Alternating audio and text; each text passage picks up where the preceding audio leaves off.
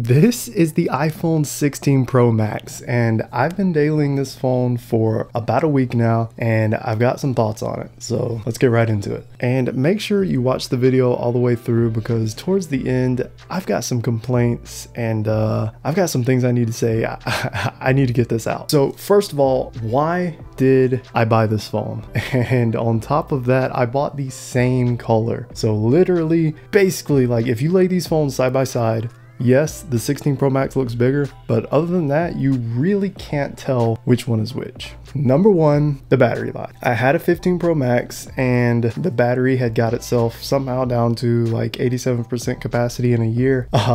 Yeah, I'm pretty rough on my batteries. I didn't quite know I was that rough on them, but yeah, I definitely put that battery through its paces. So the battery life on the 16 Pro Max easily, and I'm on my phone a lot, it easily lasts me throughout the day, which is very impressive. Sometimes I would have to charge my 15 Pro Max towards the end of the day to get me through the rest of the day. But so far with the 16 Pro Max, it is insanely good. I feel like the better battery life is largely due to the fact that they put a bigger battery in the iPhone 16 Pro Max, but also due to the efficiency of the A18 Bionic chip. This chip is way more efficient. The Geekbenches score higher on this chip. It's just overall a faster and more efficient chip. Now you can argue, how fast do you really need your phone to be? And yes, that's true, but moving on to performance, this phone obviously is really fast and it runs any game. Genshin Impact, COD Mobile, you can crank all those games up to max settings, and I was playing COD Mobile a lot on max settings, max frame rate, and the phone heats up a little bit, but not even close to as much as the previous generations of iPhone. The performance is super quick, super good. I was very impressed with the speed and the efficiency that it just runs the games so good. I also play a lot of Brawl Stars, and that game can heat up my 15 Pro Max pretty quickly, especially if your brightness is higher. Playing it on this, it doesn't heat up nearly as much, nearly as fast, and it's just so nice, because on the previous iPhone generations, your brightness would step down, and that can get pretty annoying because I like to have a bright screen. And speaking of screen, let's move on to the display. So 6.9 inches of gorgeous OLED display. The blacks are super black. Obviously it's an OLED, they're gonna be black. When I'm out in the sunlight and I'm using my phone, I never have a problem seeing it. When you get into the sunlight, it's able to fully bump up the brightness and really utilize that bright 2000 nits of brightness. And another nice thing is, because of the better thermals, when you're out in the sun, the phone doesn't heat up as much. And when it does heat up, the way that Apple has designed the internals, it pushes out the heat better. So even when your phone does heat up, if you're out in the blaring sun, it's going to get that heat out of your phone better than in the previous generations. This is definitely noticeable. I have noticed this when I'm out in the sun, when I'm playing games. It is noticeable. So let's move on to the camera. Now, I do not use my phone camera a ton. I tend to use my mirrorless camera if I'm going to a car show or something and I want to take photos. I'm bringing my mirrorless, but they always say the best camera is the one you have on you. And with them adding the camera control button, you will never miss a shot. You can hit this button and immediately be in the camera and immediately start taking pictures or video. You can set it to either one. And that's really nice because it frees up the action button. I know a lot of people were saying it's redundant. Yes, but it's nice being able to have the action button to do something else like Shazam or anything you want it to do. You can set shortcuts to the action button. It's just super nice having the action button free. Now, the actual camera control where you slide your finger on it, I'm not gonna lie, it's kind of hard to get used to. It definitely has its little quirks. Yeah, I have used it. I do use it, but not a lot, because most of the, I'm gonna be honest, most of the time it's just faster to tap the screen and you know exactly like, okay, I need to lower the brightness, tap the screen, lower the brightness. If you do it with the camera control button, it can be kind of finicky to get the correct pressure, and then, okay, I need to go over to my brightness and then click it and then raise the brightness up or lower it down. It's kind of, I don't know. I don't find myself utilizing this as much as I feel like I could. It just seems like a slower way of doing things. But I do like that they added it. I like that you can access the camera quicker now. And honestly, the best use of the camera control button for me is simply zoom. Nothing else. I like that the other functions are there, but yeah, I'm not really doing anything other than zooming. So with that being said, by the way, this case, link will be down in the description. Magbak sent these out to me. This is the Magbak case, and this is what I've been using for this week. Probably going to be my main case of choice because this thing is sick. It's got a finger loop, and this finger loop is super strong. It's not going anywhere.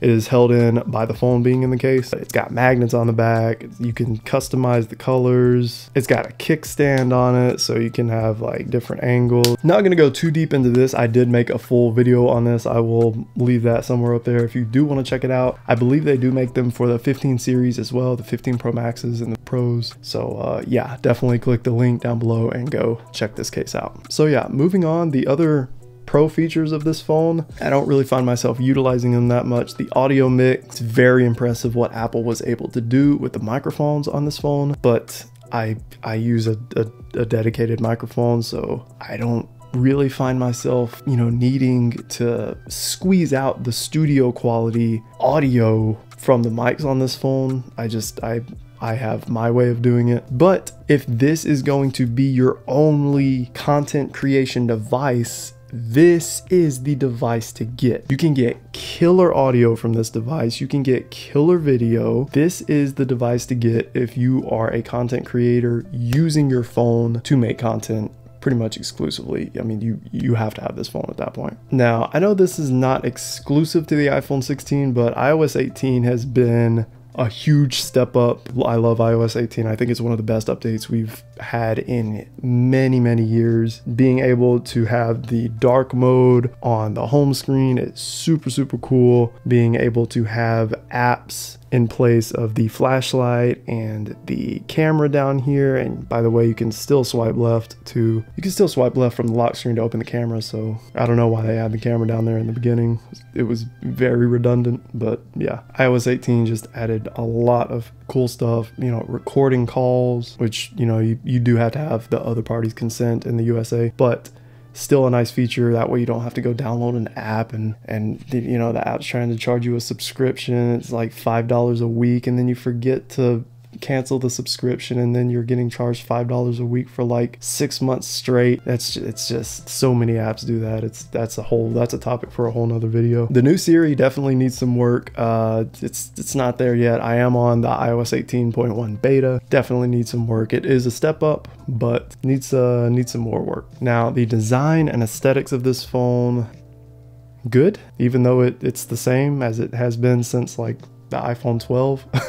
But yeah, it's you know, it's a very good looking device, and if you do run it caseless, make sure you have Apple Care. But I know a lot of people use cases, and so the Pro models of this year are bigger in general. Like it is a bigger device, as well as having a bigger screen. So 6.3 inches on the Pro and 6.9 inches on the Pro Max, as opposed to the 6.1 and the 6.7 inch of the previous Pro models. And it is noticeable. You sit these phones side by side, it is noticeable. The screen is noticeably bigger, and I appreciate that. I do watch a lot of YouTube on this. I play games, Brawl Stars, COD Mobile, Hades. It's nice to have that extra screen real estate for your media. And yeah, it's a big phone. I'm gonna be honest, I really wanted to like the Pro because of the smaller form factor, but it just didn't work for me. It's just too small of a phone. I do have pretty ginormous hands. The Pro Max, even for me with the big hands, it's hard to maneuver with one hand. I can do it without too much of a struggle, but it definitely is way harder to maneuver with one hand than the Pro. But yeah, this phone has been doing great for the first week. Battery life, way better. It's almost worth it for the battery life for me alone to upgrade to get better battery life, just because I value battery life that much. The added screen real estate is phenomenal. I really do appreciate that. Playing games, watching media, stuff like that. It is very nice. The better thermals, oh my goodness, this is probably the biggest one of them all. The better thermals are clutch. No more stepping down brightness as quick. Phone doesn't get as hot. It's not as uncomfortable to hold. It's just, that's a big thing for me. Now for the bad stuff. Okay, so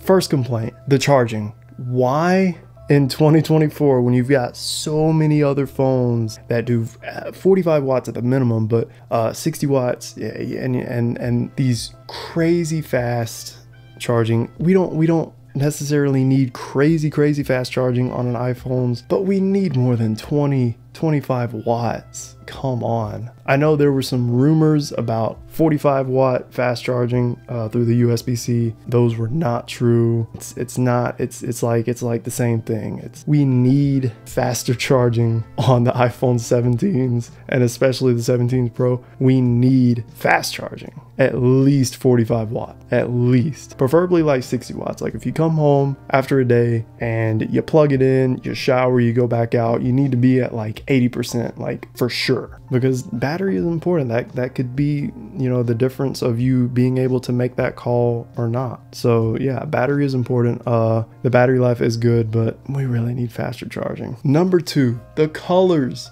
Please, we need better colors. These colors are, I wouldn't say they're horrible, but they're pretty bad. And they're the same thing every year. Like I know last year we got the natural titanium. That was cool. I like natural titanium, but I like red more. And if they were to release a red iPhone Pro, I would be all over it. I know so many other people would too. Comment down below, what color Pro iPhone do you want? Do you want a like a bright blue colored Pro iPhone? I know we had that last year, and that was one of the better colors last year, but this year they took it away. So, you know, it's like back and forth. I personally, I really want a red colored Pro iPhone. Red's my favorite color, as you can probably see. But yeah, it's, you know, we need better colors. All right, and let me touch on one other thing for this camera control button right here. What is this positioning? Like, it's okay. If you're holding the phone, my finger's over here.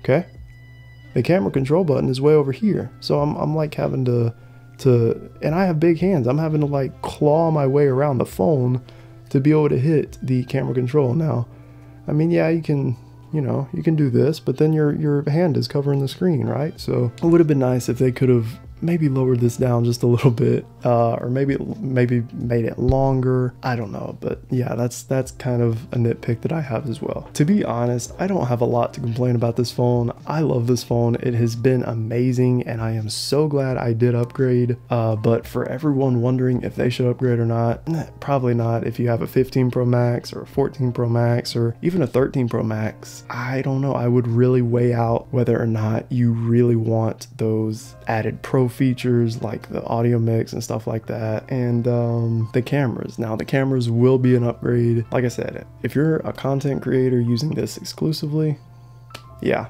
I would upgrade. Even if you have a 14 Pro Max and possibly even a 15 Pro Max, if you know you are really able to utilize those features, yeah. Otherwise, maybe wait until the 17 Pro Max.